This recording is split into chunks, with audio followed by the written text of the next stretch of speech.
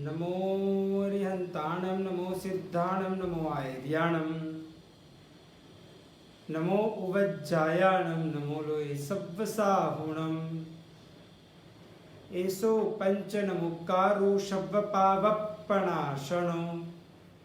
मंगलाणं च सव्वेसे पद्मं हवै मंगलम् मंगलम भगवान वीरो मंगलम गौतम प्रभु मंगलम सुलिभद्राजा जैनो धर्मोस्तु मंगलम अंगूठे अमृत वशे लब्धितणा भंडार श्री गुरु गौतम शमरिये वांछित फल दातार ओंकार बिंदु संयुक्तम नित्यं ध्यायन्ति योगिनः कामदं मोक्षदं चैव ओंकाराय नमो नमः अज्ञानतिमिरान्धनं ज्ञानं जनशलाकया नेत्रमुन्मीलितं येन तस्मै श्रीगुरुवे नमः। भाग्यशाली पिछले कई दिन से पुरुषों की 72 कला के अंतर्गत 8वीं कला जो ज्योतिष शास्त्र है उसकी काफी बाबतों को देखने का हमने प्रयत्न किया। अभी आज हम वास्तुशास्त्र की कुछ बाबत देखते हैं। पहले भी थोड़े दिन पहले वास्तुशास्त्र का एक बार हमारा प्रवचन हुआ। आज यह वही वास्तुशास्त्र का दूसरा पार्ट लेते हुए आगे बढ़ते हैं। भाग्यशाली हमने पिछली बार जब वास्तुशास्त्र की बात की थी तब हमने कहा था कि वास्तुशास्त्र यानी कि एक जैन शासन का ही वो अभिन्न अंग है। जैन शासन में अनेक विषयों को कवर करने का प्रयत्न किया, यानी कि सभी विषय जैन शासन के अंतर्गत आ जाते हैं। तो वैसा ही एक अद्भुत विषय जिसका नाम है वास्तुशास्त्र। वास्तुशास्त्र आजकल के जमाने के अंदर हर एक भाग्यशाली अपने घर, मकान, ऑफिस, फैक्ट्री आदि सब कुछ वास्तु के हिसाब से करने का प्रयत्न करते हैं। मंदिर और जिनालय की बात करें तो उनके लिए भी एक शिल्प शास्त्र कहा जाता है। वो शिल्प शास्त्र के मुताबिक अगर वो जिनालय और भगवान का जो स्थान होना चाहिए वैसा हो तो वहां पे जो भी भक्तजन आते हैं वो अपने जीवन काल में आध्यात्मिक दुनिया के अंदर आगे बढ़ सकते हैं। वो नास्तिक भी आस्तिक बनने का प्रयत्न हो सकता है। भाग्यशाली आपने देखा होगा कि जब नए घर में प्रवेश करते हैं, नए ऑफिस में, फैक्ट्री में प्रवेश करते हैं, उसके पहले व्यक्ति वहां पे स्नात्र पूजा और वास्तुशास्त्र पढ़ाने का प्रयत्न करते हैं, यानी कि वास्तु पूजा पढ़ाते हैं। तो भाग्यशाली इसका सीधा मतलब ही होता है कि हमारे जैन शासन में वास्तु का भी कुछ अजब गजब का महत्व बुलाया जाता है।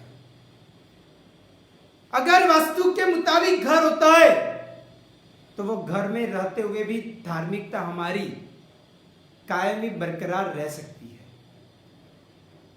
अगर समझ लो कि वास्तु वाले मकान में रहते हैं तो हमारा स्वास्थ्य, सुख समृद्धियां और एक दूसरे के द्वारा भाईचारा की भावना अवश्य रह सकती है।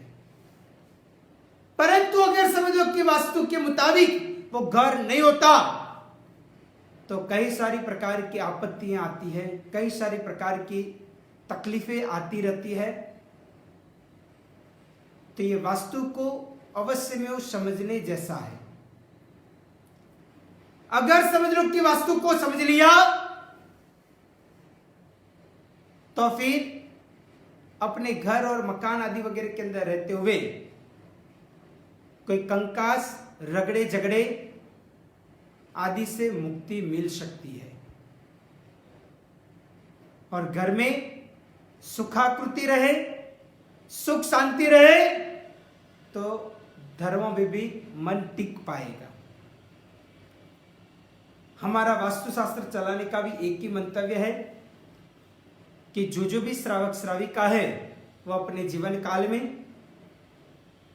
अधिक से अधिक अगर धर्म करने कर पाएंगे तो मोक्ष तक जाने का एक उनका प्रयत्न शुरू हो जाएगा। परंतु अगर समझ लो कि घर में ही रगड़े झगड़े, माथा कुटे, कंकास होती रहेगी तो क्या धर्म में आपका मन टिकेगा?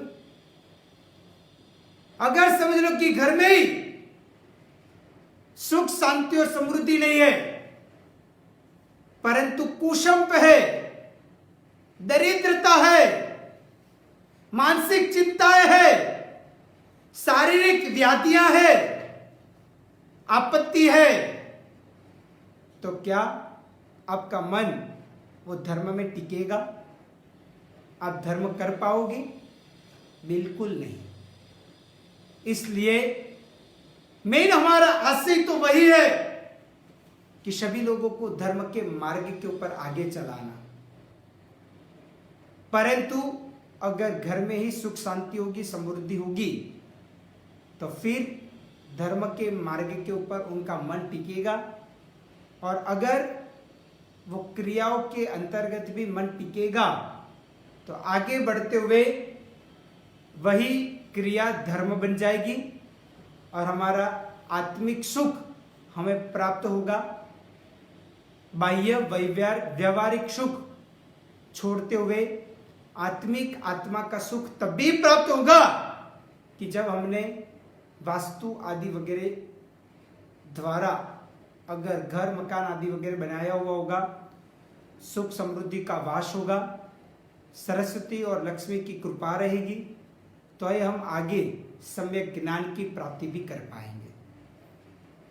तो भाग्यशाली अभी हम आज देखते हैं पिछले वास्तु विषय प्रकरण के अंतर्गत हमने देखा था कि अगर कोई जगह लेनी हो, कोई मकान आदि वगैरह बनाना हो, फैक्ट्री आदि वगैरह बनाना हो, या तो फिर जैन शासन में जो जिनालय बनाना हो, उपाश्रय बनाना हो, आम्बेलशाला या भोजनशाला वगैरह बनाना हो तो कैसी जगह चुननी चाहिए, कैसी जगह लेनी चाहिए, वो जगह की परीक्षा किस प्रकार करनी चाहिए, उसकी काफ़ी बाबतों का विवरण हमने आगे के प्रवचन के दौरान, वास्तु विषयक प्रवचन के दौरान किया था। अभी हम आगे बढ़ते वहां से। अगर समझ लो कि आपने बड़ा बिल्डिंग मकान बना दिया है, अभी वहां पे रहने के लिए जाना है तो क्या वो वास्तु के मुताबिक कैसा होना चाहिए? अगर समझ लो कि आपने हमारे यह प्रवचन वीडियो आदि वगैरह देखते हुए वास्तु सीखने का प्रयत्न किया तो आपको अन्य कोई जगह पे जाने की जरूरत नहीं पड़ेगी। आप और किसी को घर पे भी बुलाने की जरूरत नहीं पड़ेगी। आप खुद ही यह वास्तु के मुताबिक आप आपका घर बना सकते हो, सुख समृद्धि हासिल कर सकते हो। उसलिए अभी हम देखते हैं वास्तुशास्त्र। वास्तुशास्त्र जो ऋषभदेव परमात्मा ने स्त्रियों की जो 64 कलाएं सिखाई है उसमें 22वें नंबर की अगर कोई कला है तो यह वास्तु सिद्धि यानी कि वास्तुशास्त्र है। अगर वो वास्तुशास्त्र को हमने अच्छी तरह से सीखने का प्रयत्न किया तो कई सारे प्रकार के जिंदगी के क्वेश्चन का समाधान ऐसे ही मिल सकता है। तो इसलिए वास्तु के मुताबिक हमारा जीवन होना चाहिए, यानी कि घर मकान आदि वगैरह होना चाहिए। कई लोगों की फरियाद होती है कि हमारा घर साक्षात दवाखाना जैसा बन गया है, अस्पताल जैसा बन गया है। तो भाग्यशाली उसका भी एक कारण देखा जाए तो शायद वास्तुशास्त्र ही बोला जाता है, क्योंकि वास्तु के मुताबिक घर के अंदर जो भी प्रकार की जो कोने में से या तो जो दिशा में से जो ऊर्जा आती है उसको संतुलित करना बहुत जरूरी है। अगर उसको संतुलित किया गया तो वो अपने जीवन काल के अंदर वो सुख शांति प्रदान कर सकती है। कई सारे जैन उपाश्रय में भी देखते हैं कि जहां पे जो जगह पे जो चीज होनी चाहिए वो शायद वो जगह पे ना हो, उस कारण से भी कई सारे संघ के अंदर दो फाड़ पड़ने लगते हैं, झगड़ा झगड़ी होने लगते हैं। उस सभी का कारण भी एक वास्तुशास्त्र ही बोला जाता है। तो भाग्यशाली अभी हम देखते हैं वास्तुशास्त्र के मुताबिक क्या होना चाहिए। तो सबसे पहले मैं दिशाओं का ज्ञान पहले तो दिया था, वापिस एक बार दे देता हूं। सबसे पहले जहां पे पूर्व दिशा होती है, सूर्य जहां से उगता है उसको पूर्व दिशा बोलते हैं, यानी कि ईस्ट बोलते हैं। उसके ऑपोजिट विरुद्ध में पश्चिम दिशा आती है, पूर्व के सन्मुख मुख रखते हैं, तब लेफ्ट साइड उत्तर आती है और राइट साइड दक्षिण आती है। बराबर पूर्व और दक्षिण के बीच में ईशान कोण आता है, दक्षिण और पश्चिम के बीच में नैऋत्य आता है, पश्चिम और उत्तर के बीच में वायव्य आता है और उत्तर और पूर्व के बीच में ईशान कोण आता है। वैसे चार दिशा और चार विदिशा यानी कि चार कोने का महत्व बताया गया है। शायद भाग्यशाली आपको मालूम हो तो परमात्मा का जो समोसरण होता है वो भी वास्तु के मुताबिक ही इंद्र महाराजा या तो देवता बनाने का प्रयत्न करते हैं। वास्तुशास्त्र में दिशा से भी अधिक महत्व विदिशा यानी कि कोने का दिया गया है। आपको मालूम हो तो तीर्थंकर परमात्मा के केवल ज्ञान और केवल दर्शन के पश्चात जब समोसरण की रचना होती है तब चार दिशा की ओर चार अलग अलग गेट होते हैं। आने जाने की व्यवस्था चार दिशा की ओर से होती है, परंतु चार विदिशा ईशान अग्नि नैऋत्य और वायव्य वो चारों चार विदिशा में यानी कि एक एक कोने में तीन तीन प्रशदा, तो चार कोना तो 12 प्रशदा होती है। इस प्रकार वो लोग बैठते हैं ताकि जो भी प्रवचन में आए, परमात्मा की देशना सुनने आए या तो जाए, तो जो सुनने वाले जो बैठे हुए हैं उनको बिल्कुल भी डिस्टर्बेंस नहीं होना चाहिए, उसका परिपूर्ण तरीके से ध्यान रखा जाता है। तो इस प्रकार यह वास्तुशास्त्र के मुताबिक वह समोसरण की रचना भी की जाती है। तो वैसा प्रकार का यह स्थान आदि वगैरह क्रिएट किया जाता है।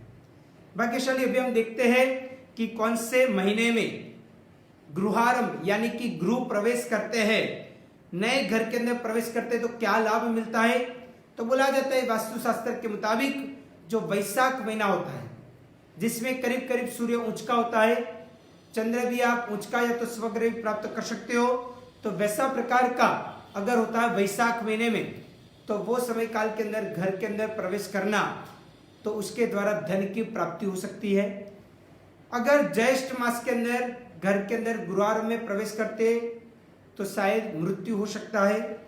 आषाढ़ महीने के अंदर अगर समझ लो कि प्रवेश होता है तो पशुओं का नाश होता है। पहले के जमाने के अंदर पशु भी एक प्रकार का धन बोला जाता था और आज भी धन बोला जाता है, पशुधन बोला जाता है।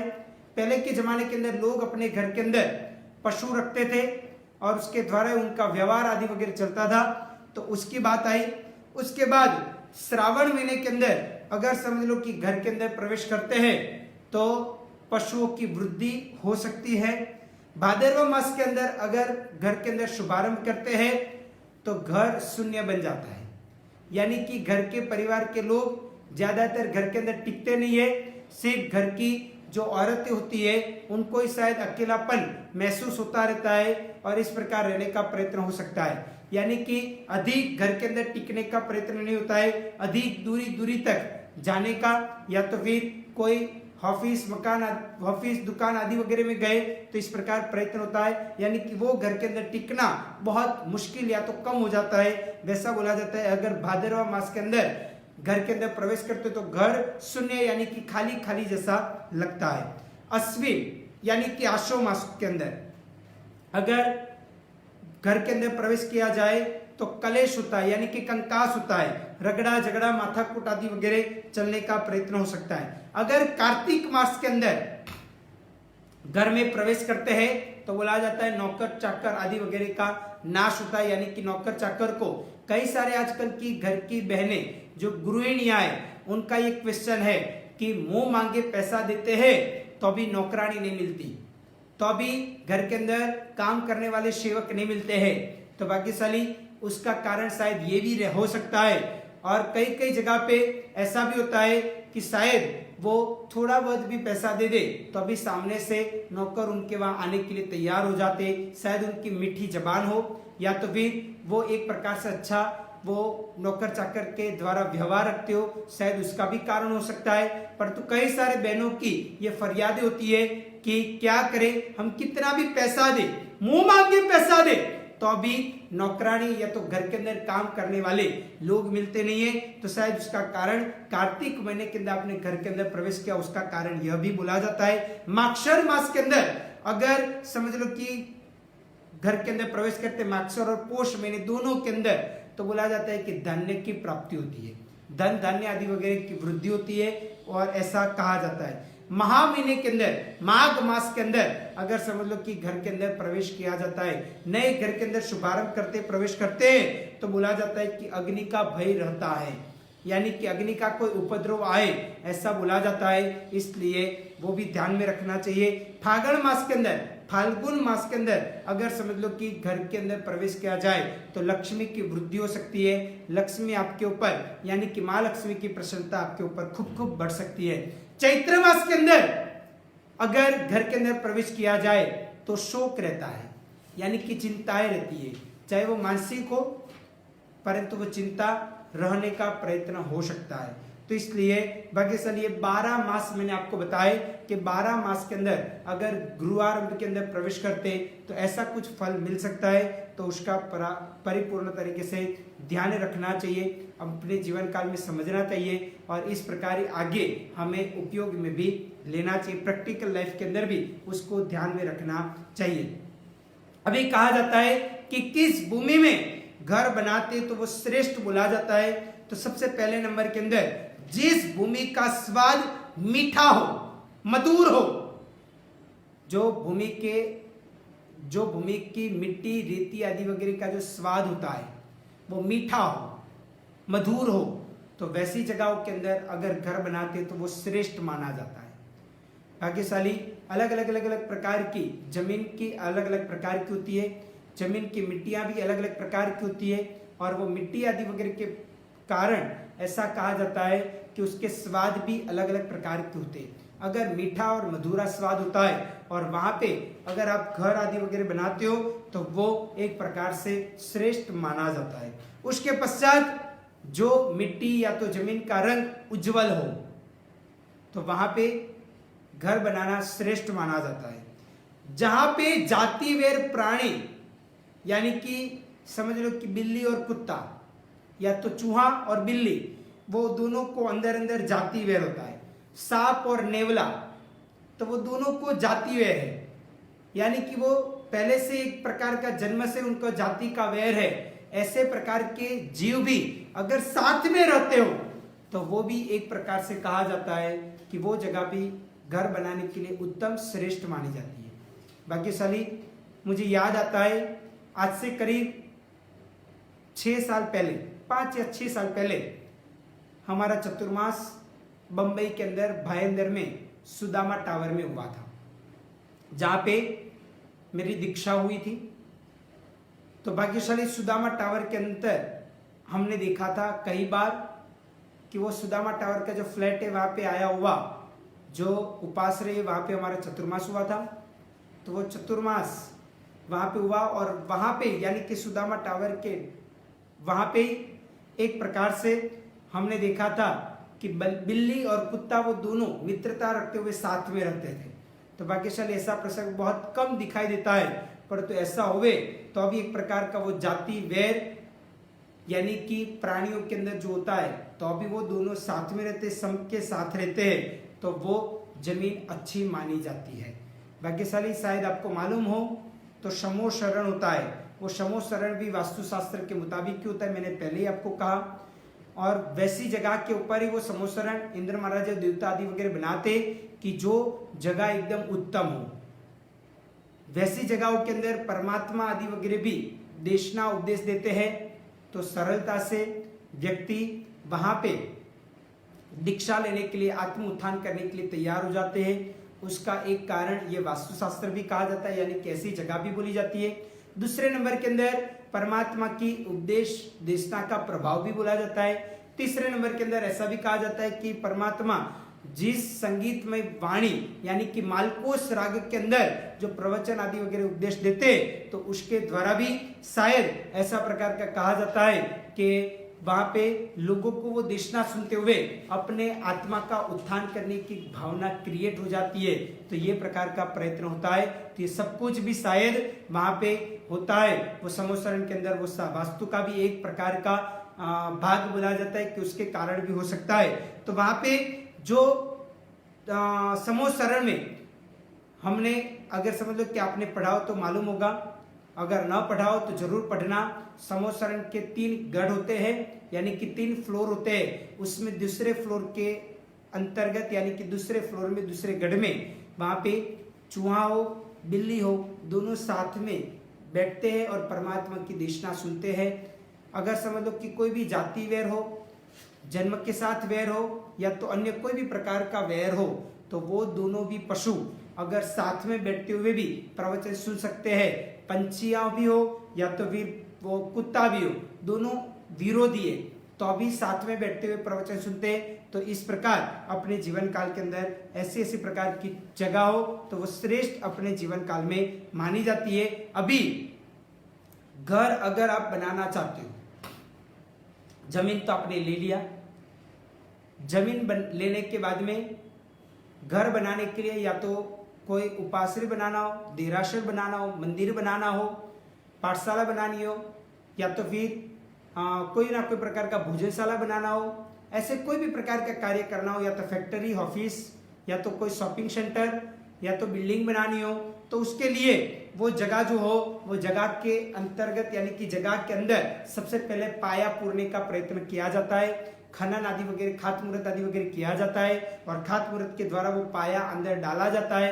जितना पाया मजबूत होता है, जितना उसकी नींव मजबूत होगी, उतना ही वो बिल्डिंग लंबे समय तक टिकेगा।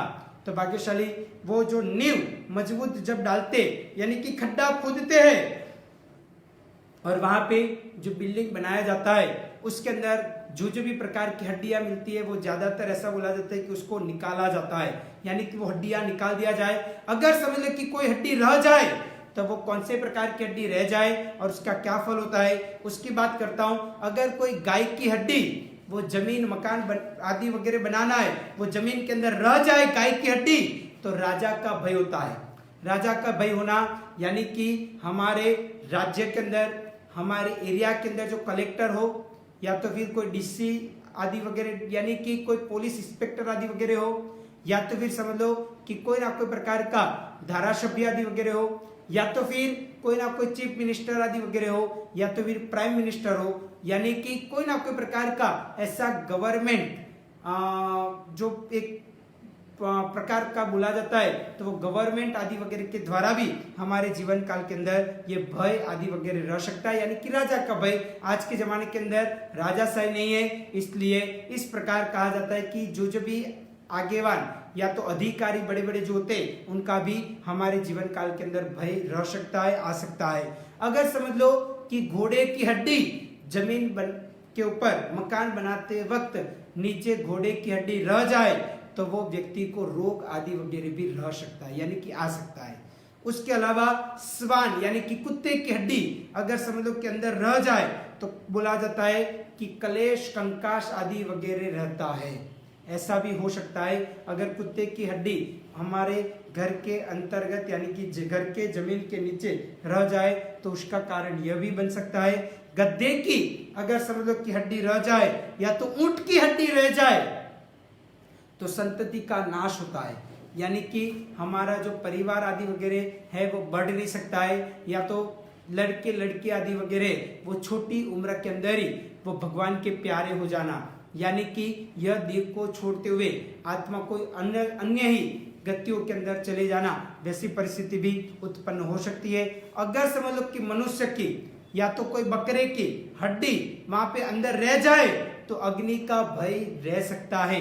आज हम देखते हैं कि कई सारी जगहों के अंतर्गत कई सारे शॉपिंग सेंटर या तो कई कई अलग अलग प्रकार की जगह जो अग्नि के द्वारा वहां पे कोई ना कोई प्रकार का तकलीफ आ सकता है।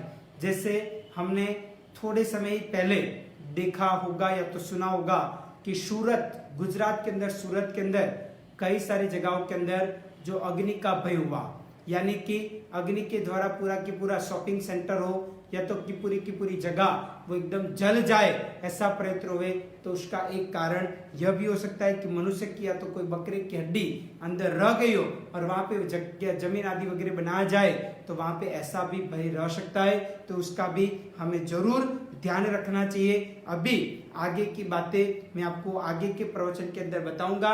कल भी मैं आपको वास्तुशास्त्र की कुछ अद्भुत बाबतों को लेके आऊंगा।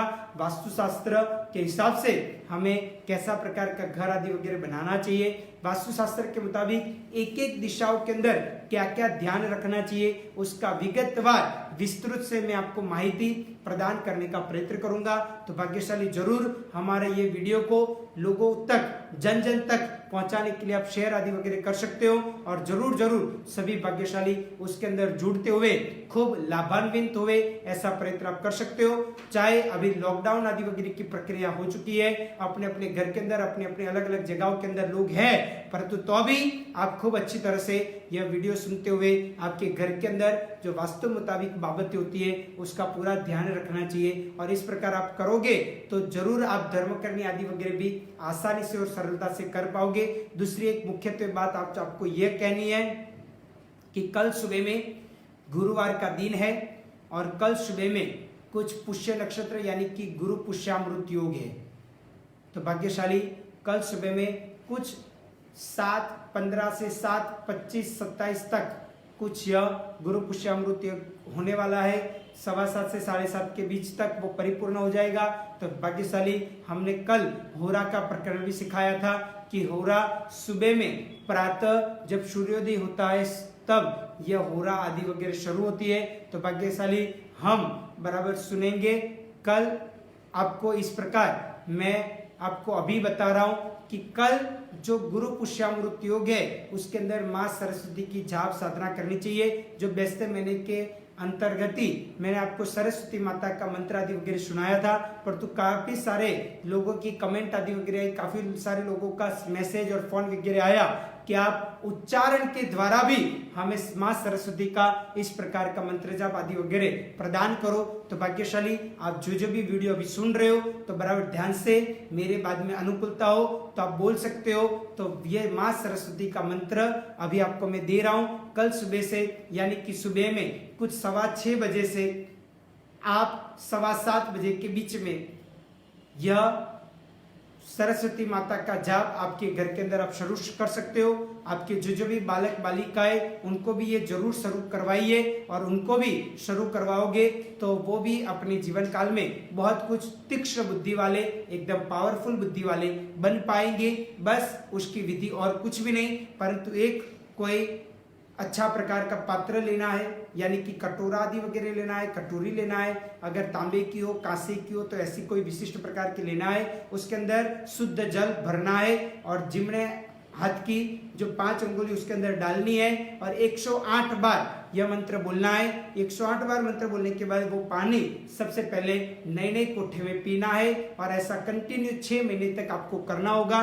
बीच में कहाँ पे भी आप भूल जाओ यानी कि रह जाए तो फिर और कोई चिंता करने की जरूरत नहीं है।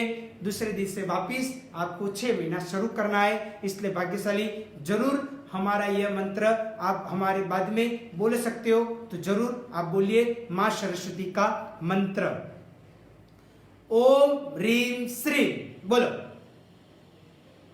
श्रूम श्रूम हम सम थ थ थ ठ ठ सरस्वती भगवती विद्या प्रसादम कुरु कुरु स्वाहा। फिर से एक बार मैं बोलता हूं तो भाग्यशाली बराबर ध्यान से सुनना। ओम ह्रीम श्रीम श्रूम श्रूम हम शम थ थ थ ठ ठ सरस्वती भगवती विद्या प्रसादम कुरु कुरु स्वाहा। एक बार अंतिम बार मैं बोल रहा हूं, बराबर ध्यान से सुनना। आपको लिखना है तो आप लिख सकते हो, या तो हमारे फेसबुक पेज के ऊपर हमने आपको जो पोस्ट किया हुआ है वहां से भी आप प्राप्त कर सकते हो। बराबर ध्यान से सुनना। ओम ह्रीम श्रीम श्रूम श्रूम हम सम थ थ थ थ थ सरस्वती भगवती विद्या प्रसादम कुरु कुरु स्वाहा। इस प्रकार का मंत्र जाप आपको करना होगा 6 महीने तक, पानी के अंदर करते हुए। नए नए कोठे के अंदर जब खाया पिया न हो, ब्रश आदि वगैरह न किया हो, तब सबसे पहले ये पानी अंदर जाना चाहिए। इस प्रकार 6 महीने तक कंटिन्यू करना। 6 महीने के बाद में आप ये ज्ञान मुद्रा बोली जाती है, ज्ञान मुद्रा के ऊपर बैठते हुए भी आप दिन के अंदर कभी भी ऐसे ज्ञान मुद्रा में टट्टार बैठते हुए और बराबर ये प्रथम अंगुली और अंगूठा दोनों को टच करते हुए ये ज्ञान मुद्रा में आप अवश्य में यह सरस्वती माता का जाप 108 बार आप आपके घर के अंदर कभी भी सुबह दोपहर शाम कभी भी कर सकते हो, तो जरूर कीजिए। बस आज इधर तक रखते हैं। वितरा की आज्ञा विरुद्ध कुछ भी बुलाओ तो मिच्छामि दुक्कडम। सर्व मंगल मांगल्यम सर्व कल्याण कारणम प्रधानम सर्व धर्माणम जैनम जयते शासनम।